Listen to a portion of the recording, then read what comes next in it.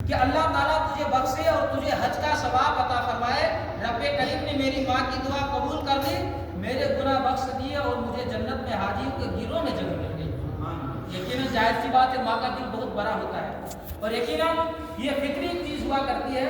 اسی لیے جو ہے ماں باپ کو اگر آپ ذرہ برابر بھی خوش کر دیے نا تو بہت خود دعائیں دینے لگے. اور ماں باپ کی دعا دنیا والے اگر آپ کے حق میں, پوری دنیا والے اگر آپ کے حق میں بد دعا کرے اور ماں باپ دعا کرے تو پوری دنیا والے کی بد دعائیں قبول نہیں ہوں گی, ماں باپ کی دعائیں قبول ہو جائیں گی. اور اگر پوری دنیا والے آپ کے حق میں دعا کریں اور ماں باپ بد دعا کریں تو پوری دنیا والے کی دعائیں قبول نہیں ہوں گی. عزیزان ملت اسلام میں اسی طرح کہا گیا ہے کہ کھانا کھلانے میں بہت ثواب ہے, خرچ کرنے میں بہت ثواب ہے. اپنے بہن کو کھلاؤ, بھائی کو کھلاؤ, مسجد بناؤ, کیا کہتے ہیں حج کرو, لیکن اتنا ثواب حج کرنے میں, مسجد بنانے میں نہیں ہے. کہا گیا کہ جتنا ثواب ماں باپ کے اوپر خرچ کرنے میں, سمجھ گئے, جتنا ثواب ماں باپ کے اوپر خرچ کرنے میں. آج بسا بہت جگہوں پر دیکھا جاتا ہے کہ انسان جو ہے اپنے ماں باپ کو جو گھر سے ہی بھگا دیتا ہے. حضور خواجہ غریب نواز ان 5 چیزوں میں سے ایک چیز کو جو میں نے آپ کے سامنے ابھی اس کی تشریح کی, بیان فرمایا. اب آگے دیکھیے اور میں ایک چیز آپ کو, دوسری چیز آپ بتاتا ہوں. کیا فرمایا آگے کہ قرآن پاک کی طرف دیکھنا یہ بھی عبادت ہے. تو اب دیکھیے اس کو کیسے جو ہے تو واقعہ اور حکایت اور حدیث کے ذریعے بتایا گیا. سرکار خواجہ غریب نواز خود تفسیروں نے ارشاد فرمایا, شرح اولیاء کتاب ہے, اس میں فرمایا کہ جو شخص قرآن پاک کی طرف دیکھتا ہے یا دیکھ کر پڑھتا ہے ثواب عطا کیا جاتا ہے. سبحان اللہ. جو قرآن پاک کو دیکھتا ہے یا دیکھ کر پڑھتا ہے تو اس کو دوہرا ثواب عطا کیا جاتا ہے. ایک قرآن شریف پڑھنے کا اور دوسرا قرآن پاک دیکھنے کا. جو دیکھ کر پڑھتا ہے اس کو ڈبل ثواب ملتا ہے. جیسے مثال کے طور پر ہم کو قرآن کی آیتیں یاد ہے, پارے یاد, جہاں پڑھ رہے ہیں, زبانی پڑھ رہے ہیں, پھر پڑھنے کا ثواب ملے گا. لیکن اگر ہم یاد ہونے کے بعد بھی اگر ہم کتاب دیکھ کر کے پڑھیں گے تو اس کا ڈبل ثواب ملے گا, دیکھنے کا بھی ثواب ملے گا. اور ہر حرف کے بدلے 10 نیکیاں عطا کی جاتی ہیں اور 10 بدیاں اس کے نام اعمال سے مٹا دی جاتی ہیں. 10 نیکیاں لکھی جاتی ہیں اور 10 بدیاں ختم کر دی جاتی ہیں. اس موقع پر حضرت خواجہ قطب الدین بختیار کاکی رحمۃ اللہ علیہ نے پوچھا, حضور قرآن شریف سفر میں ہمراہ لے جانا جائز ہے یا نہیں؟ اسی دوران حضرت قطب الدین بختیار کاکی رحمۃ اللہ علیہ نے حضرت خواجہ غریب نواز سے مسئلہ پوچھا کہ کیا قرآن شریف جو ہے سفر میں لے جا سکتے ہیں کہ نہیں. تو دیکھیے اس وقت کا دور کیسا تھا. آپ نے فرمایا ابتدائی اسلام میں سرور کائنات صلی اللہ علیہ وسلم قرآن پاک سفر میں ساتھ نہیں لے جاتے تھے کہ کہیں کافروں کے ہاتھ نہ لگ جائے. ابتدائی اسلام میں ساتھ میں لے کر کے جاتے تھے کہ کہیں کافروں کے ہاتھ لگ جائے. اس ٹائم جو ہے لکھنے میں جو ہے اس کو پیج میں لکھنے میں بہت ٹائم لگتا تھا. اس ٹائم کے اندر اس وقت جو تو مشین وغیرہ نہیں تھی, پریس وغیرہ نہیں تھی, پرنٹنگ وغیرہ نہیں تھا, تو اس کو لکھنا پڑتا تھا. لگ جائے اور اس کی بے ادبی نہ ہو, یعنی کافروں کے ہاتھ لگ جائے اور اس کی بے ادبی نہ ہو, اسی لیے نہیں جاتے تھے لے کر کے. مگر بعد میں جب اسلام پھیل گیا تو حضور صلی اللہ علیہ وسلم قرآن کریم سفر میں ساتھ لے جانے میں کوئی حرج نہیں سمجھتے تھے, یعنی سفر میں آپ لے جا سکتے تھے. اسلام پھیل گیا ہے.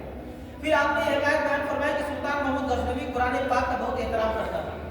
ان کے انتقال کے بعد کسی نے ان کو خواب میں دیکھ کر پوچھا کہ اللہ تعالیٰ نے آپ کے ساتھ کیا سلوک کیا ہے, اللہ تعالیٰ نے آپ کے ساتھ کیا سلوک کیا ہے. تو جواب دیا کہ ایک دفعہ میں کسی کے گھر مہمان تھا, رات کو جس کمرے میں مجھے آرام کرنا تھا وہاں ایک تاج میں قرآن پاک رکھا ہوا. میں نے دل میں سوچا کہ یہاں قرآن شریف ہے اور میں کس طرح سوؤں گا. میں نے دل میں سوچا کہ جس گھر میں سو رہا ہوں پاک پر قرآن ہے, میں کیسے سوؤں. پھر خیال آیا کہ قرآن پاک کسی دوسرے کمرے میں رکھ دیا جائے, مگر پھر سوچا کہ اپنے آرام کی خاطر میں کیوں اسے باہر کروں, اپنے آرام کی خاطر میں کیوں اسے باہر کروں. قرآن کریم کے احترام میں ساری رات بیٹھا رہا.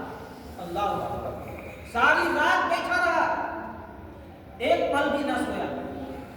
اللہ تعالیٰ کو میرا یہ عمل پسند آ گیا اور قرآن کریم کے احترام کے صدقے میں اللہ نے مجھے بخش دیا. سبحان اللہ. دیکھیے قرآن پاک ایسی کتاب ہے کہ اس کے احترام کرنے سے بھی جو ہے شفا ملتی ہے, بخش دیا جاتا ہے. اب دیکھیے قرآن پاک دیکھنے سے بینائی بھی بڑھتی ہے. قرآن پاک میں بولا نا کہ نہیں پڑھنے آتا تو پیش کھول کے انگلی ہی پھیریے, اس سے فائدہ کیا ہے. دیکھیں پھر آپ نے ارشاد فرمایا کہ جو شخص قرآن پاک دیکھتا ہے اللہ تعالیٰ کے فضل و کرم سے اس کی آنکھوں کی روشنی بڑھتی ہے. قرآن پاک دیکھنے سے آنکھوں کی روشنی بڑھتی ہے اور اس کی آنکھیں کبھی نہیں دکھتی, اس کی آنکھوں میں تکلیف کبھی نہیں ہوتا. اس سلسلے سلسلے میں مزید فرمایا کہ ایک دفعہ ایک بزرگ قرآن کریم کی تلاوت کر رہے تھے، ایک نابینا اس کی خدمت میں حاضر ہوا اور آنکھوں کی بصارت کے لیے ان سے دعا کی درخواست کی۔ ان بزرگ نے قبلہ رخ ہو کر فاتحہ پڑھی اور قرآن شریف اٹھا کر اس شخص کی آنکھوں سے لگایا، جس کی برکت سے اس کی آنکھیں اسی وقت روشن ہو گئی۔ سبحان اللہ، سبحان اللہ۔ قرآن پاک یہ ایسی کتاب ہے، اس قرآن پاک کو انہوں نے اس بزرگ سے شکایت کی آنکھوں کی روشنی کے لیے، تو انہوں نے قرآن پاک کی سورہ فاتحہ پڑھی اور ان کے لیے دعائیں کی اور ان کے سر پہ رکھا۔ اس کی برکت ایسی ہوئی کہ ان کی آنکھوں میں روشنی ہے۔ یقیناً جو ہے بہت بڑا برکت ہے۔ سرکار خواجہ نے فرمایا، جامع حکایات میں پڑھا ہے کہ ایک فاسق نوجوان کے انتقال کے بعد لوگوں نے خواب میں اسے جنت میں دیکھا۔ ایک فاسق شخص کا انتقال ہو گیا، لوگوں نے اسے خواب میں جنت میں دیکھا۔ اسے پوچھا گیا کہ تیری مغفرت کا کیا سبب ہے، تجھے کیسے بخش دیا گیا؟ اس نے کہا، بے شک میں بہت بدکار تھا لیکن قرآن کریم کا غایت درجہ احترام کرتا تھا۔ کہنے لگا، میں بہت بدکار تھا، میں بہت بیکار تھا، گنہگار تھا، لیکن قرآن کریم کا جو ہے میں بہت احترام کرتا تھا۔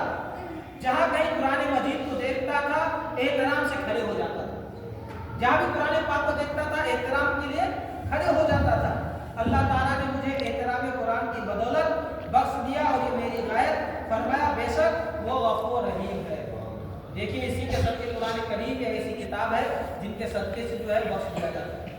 اور ایک مسئلہ میں آپ کو بتا دوں، یہ بڑی باریکی کی بات ہے، آج ہمارے گھروں میں بھی جو ہے تو قرآن پاک رکھے ہوئے ہوتے ہیں اور اس گھر میں مرد اور عورتیں بھی رہتے ہیں اور وہ ہم بستر بھی ہوتے ہیں۔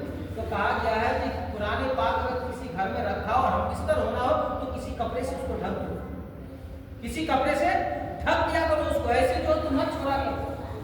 تو اس چیز کا خیال رکھیے گا، ایک مسئلہ باریکی مسئلہ ہے، اس کی بھی گھر میں ہو۔ آج کل بسا اوقات بھی ہوتا ہے کہ بہت سارے لوگوں کے یہاں تو ماشاءاللہ بہت اچھی جگہ ہے کہ قرآن پاک کے لیے اسپیشل جگہ بنائے ہوئے ہیں، تو اس کے لیے کوئی مسئلہ نہیں ہے، وہ الگ گھر میں ہے، نماز وغیرہ بھی وہیں پر پڑھتے ہیں، سارا سسٹم ان کا وہاں ہے۔ لیکن بہت سارے لوگوں کے پاس ایسے ہیں کہ ایک ہی گھر میں ساری کتابیں، ساری چیزیں ایک ہی جگہ رکھنا پڑتا ہے، تو جو دینی کتاب ہے اس کو جو ہے یہ کرنا ہے۔ انشاءاللہ پھر اس سے آئندہ ہفتہ میں سے آگے گفتگو کروں گا۔ آج میں 2 چیزوں پر گفتگو کی، 5 چیزیں حضور سرکار نے فرمایا، ان 5 چیزوں میں سے جو ہے تو میں نے صرف 2 ہی چیزوں پر گفتگو کی تھی۔ انشاءاللہ تعالیٰ اس سے آئندہ ہفتہ آگے گفتگو کروں گا۔ اللہ تبارک و تعالیٰ اس پاک زبان کو اپنی بارگاہ میں قبول فرمائے اور شرف آمین۔ مقام عطا فرمائے۔ پروردگار جنہوں نے جو نیک مرادیں لے کر اس پاک زبان میں شرکت کی، سبوں کے نیک مرادوں کو پوری عطا فرمائے، سبوں کے اولادوں کو کامیابی عطا فرمائے، دنیا سے بہتر سبوں کی آخرت بنائے اور ہم سب کو اس پر عمل کرنے کی توفیق عطا فرمائے۔ سبحان ربک رب العزت عما یصفون و سلام علی المرسلین والحمد للہ رب العالمین۔ لا الہ الا اللہ محمد رسول اللہ۔